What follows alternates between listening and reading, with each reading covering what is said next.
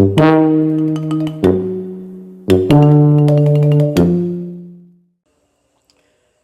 Assalamualaikum warahmatullahi wabarakatuh. Perkenalkan, nama saya Ahmad Noval dengan NIM 2524046. Di sini saya akan membuat tugas akhir semester dari mata kuliah Jaringan Komputer dengan dosen pengampu yaitu Bapak Rian Amanda MPDT. Di sini saya akan membuat video tentang penjelasan 5 materi yang berkaitan dengan jaringan komputer, yaitu yang pertama multiplexing, yang kedua FTP, yang ketiga DNS, yang keempat web server, dan yang kelima keamanan komputer. Yang pertama saya akan menjelaskan tentang multiplexing. Jadi multiplexing adalah suatu teknik dalam bidang komunikasi dan jaringan yang memungkinkan beberapa sinyal atau data dikirim secara bersamaan melalui satu media transmisi yang sama, seperti kabel, gelombang radio, atau serat optik. Jadi dengan kata lain, multiplexing itu ibaratnya adalah jalan tol besar yang dipakai kendaraan secara bersamaan. Nah, jadi kendaraan itu bisa disebut sinyal atau datanya, sedangkan jalan tol itu adalah media transmisinya. Jadi tanpa multiplexing, setiap data memerlukan jalur sendiri, sehingga akan memakan biaya yang lebih besar, ruang yang luas, dan tidak efisien. Nah, jadi konsep utama dari multiplexing adalah penggabungan dan pemanfaatan media secara optimal. Jadi dalam komunikasi modern, semakin banyak orang dan perangkat yang perlu mengirim data, seperti panggilan telepon, video streaming, internet, dan pesan. Jika setiap sinyal mendapatkan jalur terpisah, maka dibutuhkan banyak kabel dan bandwidth. Nah, jadi multiplexing ini hadir sebagai solusi untuk membagi satu jalur menjadi beberapa kanal, sehingga banyak sinyal yang bisa dikirim bersamaan tanpa saling mengganggu. Selanjutnya, adapun 3 jenis multiplexing secara umum. Yang pertama itu FDM atau Frequency Division Multiplexing, yang dimana membedakan sinyal berdasarkan frekuensi. Jadi setiap sinyal punya frekuensi yang berbeda dalam satu jalur. Yang kedua itu ada TDM atau Time Division Multiplexing, yang dimana membedakan sinyal berdasarkan waktu, dikirim bergantian dalam slot waktu yang sangat cepat. Yang ketiga ada WDM, Wavelength Division Multiplexing, yang dimana membedakan sinyal berdasarkan panjang gelombang cahaya, terutama pada serat optik, sehingga beberapa warna cahaya membawa data yang berbeda. Selanjutnya, mengapa sih multiplexing itu penting? Jadi multiplexing penting itu karena yang pertama itu sebagai efisiensi media, yang dimana alih-alih satu kabel untuk satu sinyal, semua sinyal bisa melewati satu jalur. Yang kedua, menekankan biaya, yang artinya lebih sedikit perangkat, infrastruktur, dan bandwidth. Yang ketiga, meningkatkan kapasitas komunikasi, yang dimana cocok untuk jaringan besar seperti telekomunikasi dan internet. Yang ketiga, skalabilitas, yang artinya lebih mudah menambah pengguna atau layanan baru. Jadi tanpa multiplexing tersebut, jaringan modern seperti internet, streaming, dan telepon seluler tidak mungkin berjalan efisien. Nah, selanjutnya itu multiplexing dalam sistem telekomunikasi. Jadi di dunia telekomunikasi, multiplexing memungkinkan banyak panggilan telepon melalui satu kabel serat optik, streaming video yang beresolusi tinggi, koneksi internet cepat, dan jaringan 4G atau 5G bekerja tanpa tabrakan sinyal. Jadi operator telekomunikasi menggabungkan ribuan sinyal pelanggan ke dalam satu jalur besar, kemudian dipecah kembali di pusat distribusi. Nah, jadi kesimpulannya, multiplexing memungkinkan banyak sinyal menggunakan satu jalur yang terbagi menjadi 3 utama, yaitu FDM, TDM, dan WDM, yang digunakan pada radio, televisi, telepon, satelit, sampai internet. Jadi multiplexing menawarkan penghematan biaya, efisiensi, dan kapasitas besar. Jadi tanpa multiplexing, sistem komunikasi modern tidak akan seefisiensi saat ini. Jadi dengan kita memahami multiplexing, kita bisa melihat bagaimana jaringan komunikasi modern bekerja di balik layar untuk memastikan kecepatan, efisiensi, dan kapasitas dalam kehidupan digital kita, mulai dari panggilan telepon sederhana hingga jaringan global internet. Nah, materi yang kedua itu tentang FTP atau File Transfer Protocol. Jadi FTP atau File Transfer Protocol adalah sebuah protokol dalam jaringan komputer yang berfungsi untuk memindahkan file dari satu perangkat ke perangkat lain melalui jaringan, terutama internet. Jadi protokol ini sudah digunakan sejak awal perkembangan internet karena dulunya hampir semua proses pengiriman file, penyimpanan di server hingga pengelolaan website bergantung pada FTP. Jadi secara sederhana, FTP ibarat jembatan yang memungkinkan penggunaan mengirim file dari komputer pribadi ke server atau sebaliknya. Jadi tanpa FTP, proses upload dan download ke server tidak akan terstruktur dan sulit untuk dilakukan. Nah, dari sisi teknis, FTP juga menggunakan dua jenis koneksi. Yang pertama itu control connection dan data connection, yang dimana control connection digunakan untuk memberi perintah seperti login, mengubah folder, atau menghapus file. Sedangkan data connection itu dipakai untuk memindahkan file itu sendiri karena memisahkan perintah dan data. FTP bisa melakukan transfer file sambil menjalankan perintah lain. Ini membuat FTP cukup cepat dan efisien, terutama ketika memindahkan file berukuran besar atau dalam jumlah banyak. Dan juga ada beberapa mode kerja FTP, yaitu active mode dan passive mode. Pada active mode, server aktif membuka koneksi ke klien. Sementara pada passive mode, klien membuka koneksi ke server. Jadi, mode pasif lebih sering digunakan saat ini karena lebih aman dan lebih kompatibel dengan firewall dan router modern. Nah, selain itu, FTP juga mendukung dua mode transfer file, ASCII untuk teks dan binary untuk file non-teks seperti gambar, video, dan aplikasi. Jadi pemilihan mode ini sangat penting karena jika file dikirim dalam mode ASCII, file bisa menjadi rusak. Contoh penggunaan FTP dalam kehidupan nyata itu sangat banyak. Yang pertama, dalam dunia web development, FTP digunakan untuk mengupload file website dari komputer developer ke server hosting agar website dapat diakses melalui internet. Yang kedua, FTP digunakan untuk backup data. Banyak perusahaan memakai server FTP ini untuk menyimpan cadangan file penting agar aman dan bisa diakses kapan saja. Yang ketiga, FTP digunakan dalam dunia pendidikan dan riset untuk berbagi file besar seperti dataset atau software. Bahkan FTP masih dipakai di dunia industri untuk memindahkan file log, konfigurasi, dan data sistem. Walaupun saat ini banyak alternatif seperti Google Drive, Dropbox, dan CloudStorage lain, FTP masih memiliki beberapa keunggulan, yaitu FTP mampu menangani file yang sangat besar serta memberikan kontrol penuh pada struktur folder, serta menawarkan kecepatan yang lebih stabil dibandingkan layanan penyimpanan online yang berbasis web. Selain itu, FTP juga tidak membutuhkan tampilan grafis. Dengan perintah teks saja, server dapat dikendalikan, sehingga sangat cocok untuk administrator server profesional. Namun FTP juga memiliki kekurangan. Yang paling utama adalah soal keamanan. Jika tidak memakai FTPS atau SFTP, data bisa disadap. Nah, jadi kesimpulannya itu FTP adalah protokol penting untuk mengirim dan menerima file melalui jaringan. FTP bekerja menggunakan sistem client server, mendukung autentifikasi, memiliki mode kerja yang berbeda, dan tetap menjadi salah satu pondasi dalam pengelolaan server dan website. Jadi meskipun ada protokol modern dan sistem CL-out yang lebih populer, FTP tetap banyak digunakan karena kecepatan, fleksibilitas, dan kemampuannya menangani file yang sangat besar. Nah, materi yang ketiga itu tentang DNS atau Domain Name System. Adalah sebuah sistem dalam jaringan komputer yang berfungsi untuk menerjemahkan nama domain menjadi alamat IP. Dalam komunikasi jaringan, komputer sebenarnya tidak memahami nama seperti Google.com atau YouTube.com. Komputer hanya paham angka berupa IP address seperti 142.250. Jadi DNS adalah layanan yang menjembatani hal itu.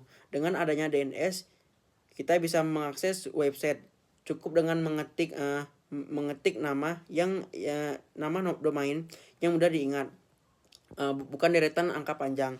Tanpa DNS, internet akan menjadi tidak praktis karena penggunaan harus menghafal alamat IP setiap situs.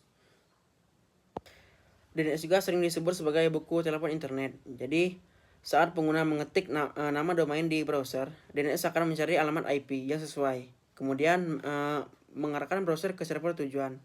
Proses ini terjadi secara otomatis dalam hitungan detik. Nah, misalnya ketika kamu mengetik facebook.com, browser akan mengirimkan permintaan ke DNS resolver untuk mencari alamat IP dari domain tersebut. Setelah ditemukan, barulah browser bisa terhubung ke server Facebook. Jadi, DNS memiliki peran yang sangat penting dalam mengubah nama domain menjadi alamat yang dapat dipahami jaringan.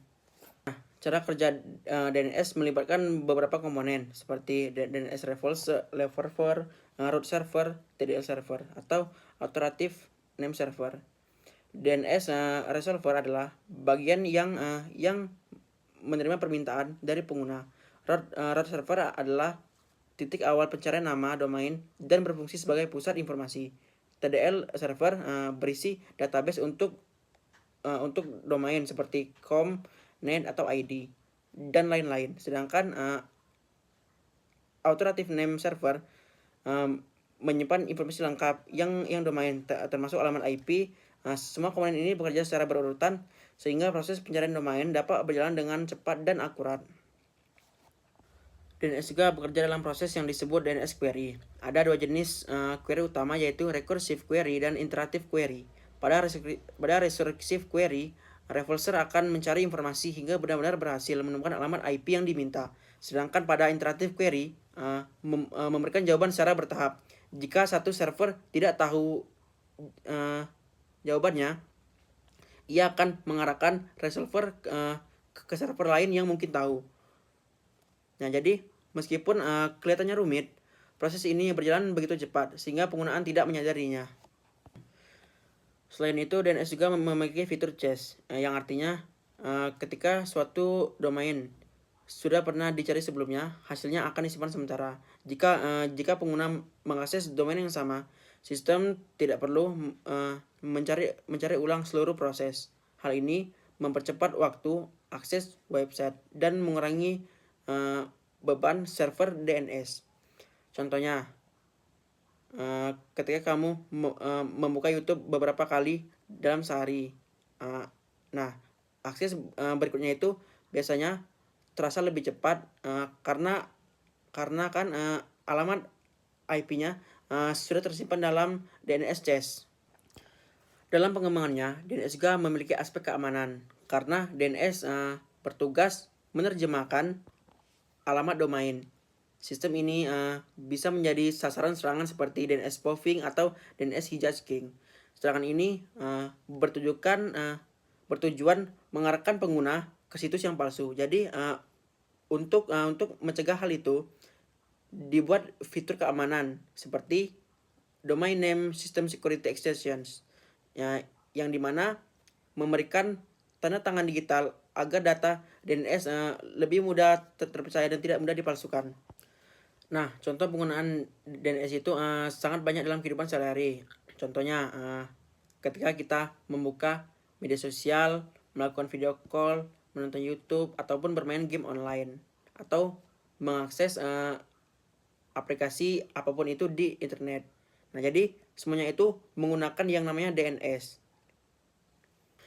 Jadi kesimpulannya, DNS adalah sistem yang membuat internet mudah digunakan dengan cara menerjemahkan nama domain menjadi alamat IP DNS. DNS bekerja melalui serangkaian server seperti root, TLD, atau authoritative server, serta menggunakan proses caching untuk mempercepat akses. DNS juga sangat penting dalam hampir semua aktivitas internet. Dan tanpa DNS, pengguna harus menghafal alamat IP dari situs web. Dengan kata lain, DNS adalah fondasi utama yang membuat internet menjadi lebih ramah pengguna. Materi keempat itu adalah web server. Web server adalah sebuah layanan atau perangkat lunak yang berfungsi untuk menyimpan, mengelola, dan menyajikan konten website kepada pengguna melalui jaringan internet. Jadi ketika seseorang mengetik alamat website di browser, web server akan menerima permintaan tersebut dan memprosesnya, lalu mengirimkan kembali halaman web berupa teks, gambar, ataupun video. Secara fungsi, web server memiliki 3 peran utama. Yang pertama, sebagai penyimpanan file website. Jadi, semua elemen website disimpan dalam direktori web server. Yang kedua, sebagai pemroses permintaan pengguna. Web server akan membaca permintaan dan mencocokkan dengan data yang ada dan mengambil file yang dibutuhkan.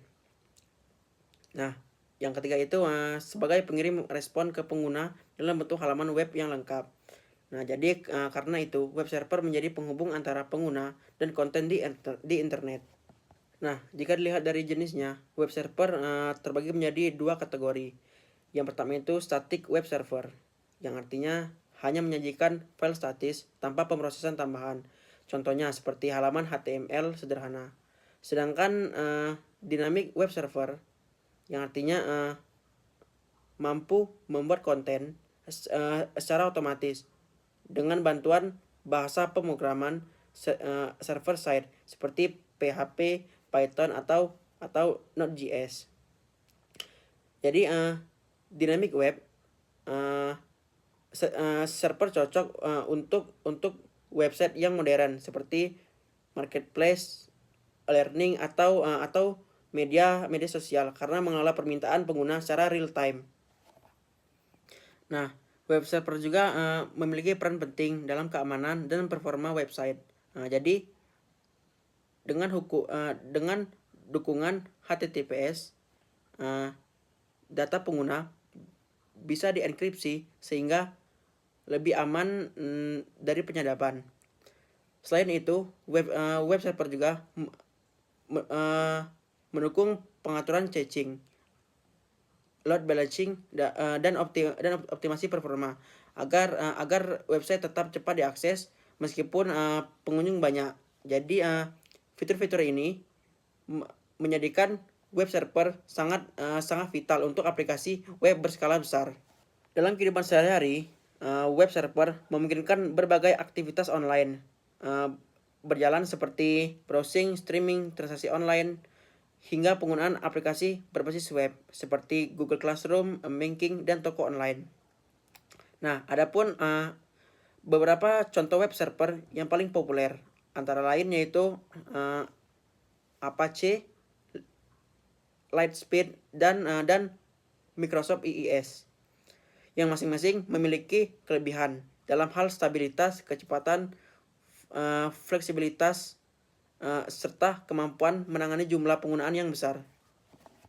Jadi kesimpulannya, web server adalah perangkat lunak atau perangkat keras yang menyediakan layanan hosting untuk situs web, aplikasi web, atau layanan internet lainnya dengan fungsi utama menerima permintaan HTTP dan mengirimkan respon HTTP. Contoh web server populer seperti Apache dan Microsoft IIS berjalan di berbagai sistem operasi dan digunakan untuk hosting situs web statis, dinamis, atau aplikasi web yang kompleks dengan pilihan yang tepat tergantung pada kebutuhan kinerja, keamanan, dan kompatibilitas teknologi. Materi terakhir itu tentang keamanan jaringan. Jadi keamanan jaringan adalah serangkaian upaya, teknologi, dan kebijakan yang digunakan untuk melindungi jaringan komputer beserta data di dalamnya dari ancaman, akses tidak sah, peretasan, maupun kerusakan sistem. Nah, jadi intinya keamanan jaringan bertujuan memastikan bahwa informasi yang dikirim melalui jaringan tetap aman, tidak diubah, dan tidak dicuri, dan tetap tersedia saat dibutuhkan.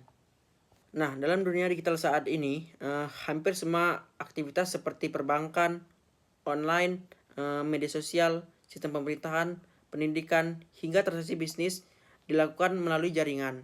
Nah, sehingga keamanan menjadi sangat penting untuk mencegah penyalahgunaan data dan serangan cyber. Dalam penerapannya, keamanan jaringan melibatkan berbagai perangkat dan teknik. Contohnya seperti firewall yang digunakan sebagai pagar pelindung yang mengatur lalu lintas data dan memblokir akses yang tidak sah. Yang kedua itu antivirus atau anti malware yang berfungsi mendeteksi dan menghapus perangkat lunak berbahaya seperti virus, worm, trojan. Jenis-jenis ancaman dalam jaringan juga semakin beragam seperti malware yang dapat merusak sistem, mencuri data, bahkan mengunci file untuk dimintai tembusan. Yang kedua phishing yang memanfaatkan trik untuk menipu pengguna agar memberikan informasi pribadi. Yang ketiga man in the middle attack yang terjadi ketika penyerang memata-matai komunikasi antara dua pihak tanpa diketahui. Yang keempat, DDoS attack yang membuat server tidak bisa diakses dengan membanjiri jaringan menggunakan trafik palsu. Selain itu, ada pula ancaman dari dalam seperti kelalaian pengguna, password yang lemah, atau kesalahan konfigurasi yang membuka celah keamanan. Jadi, dalam kehidupan sehari-hari, keamanan jaringan berpengaruh langsung pada aktivitas masyarakat modern. Misalnya, menjaga data pribadi saat melakukan transaksi e-commerce, memastikan keamanan jaringan Wi-Fi sekolah atau kampus, melindungi data perusahaan, serta mencegah penyebaran hoax dan peretasan media sosial. Jadi, tanpa keamanan jaringan ini, kebocoran data, pencurian identitas, sampai kerugian finansial bisa terjadi kapan saja dan di mana saja. Nah, jadi kesimpulannya, keamanan jaringan merupakan aspek penting dalam dunia digital untuk melindungi data serta sistem dari ancaman, akses tidak sah, dan serangan siber. Nah, jadi dengan menerapkan berbagai teknologi seperti firewall, antivirus, enkripsi, serta kebijakan penggunaan yang baik, jaringan dapat tetap aman dan stabil. Nah, selain itu pemahaman pengguna juga berperan besar dalam mencegah serangan seperti phishing atau pencurian data. Nah, jadi secara keseluruhan keamanan jaringan bertujuan menjaga kerahasiaan integritas, ketersediaan data, sehingga aktivitas online baik pribadi maupun organisasi dapat berjalan aman, terpercaya, dan bebas dari gangguan. Nah, jadi semua materi tersebut saling berkaitan dalam proses komunikasi dan data di jaringan, yang dimana multiplexing memungkinkan pengiriman banyak data secara efisien dalam satu jalur. Nah, sementara FTP digunakan untuk memindahkan file melalui jaringan dengan protokol yang teratur. Nah, sedangkan DNS berperan menerjemahkan nama domain menjadi alamat IP agar pengguna dapat mengakses server dengan mudah. Nah, kemudian web server yang menyediakan dan mengirimkan halaman website kepada pengguna berdasarkan permintaan tersebut. Nah, jadi seluruh proses tersebut membutuhkan yang namanya keamanan jaringan untuk melindungi data dari sistem ancaman atau akses yang tidak sah, sehingga komunikasi, transfer file, hingga akses website dapat berjalan aman, cepat, dan efisien dalam satu kesatuan sistem jaringan. Nah, mungkin cukup sekian penjelasan materi dari saya. Jika ada salah kata mohon dimaafkan. Saya akhiri. Wassalamualaikum warahmatullahi wabarakatuh.